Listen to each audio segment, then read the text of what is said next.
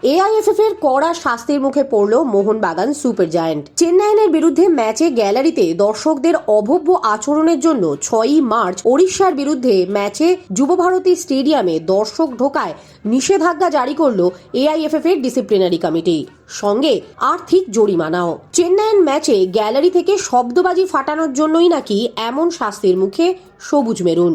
Mohun Bagan super জায়ান্টের পক্ষ থেকে আর্থিক জরিমানা মেনে নেওয়া হলেও দর্শকদের স্টেডিয়ামে আসায় নিষেধাজ্ঞা নিয়ে সর্বভারতীয় ফুটবল সংস্থাকে পুনর্বিবেচনা করার অনুরোধ জানানো হলেও সেভাবে সাড়া মেলেনি এআইএফএফ এর পক্ষ থেকে। তাই টিকিট ছাপানোর কাজ হয়ে গেলেও টিকিট বিক্রি করতে পারছে না মোহনবাগান। প্রসঙ্গত, এই ম্যাচ প্রাথমিক সূচি অনুযায়ী ওড়িশার হোম ম্যাচ হলেও সেখানে স্টেডিয়াম না পাওয়ার জন্য এই ম্যাচ আয়োজন করতে বাধ্য হচ্ছে মোহনবাগান। স্বাভাবিকভাবেই ম্যাচ আয়োজনের যাবতীয় খরচ বহন করার পরও এই ম্যাচের টিকিট বিক্রি করতে পারবে না তারা।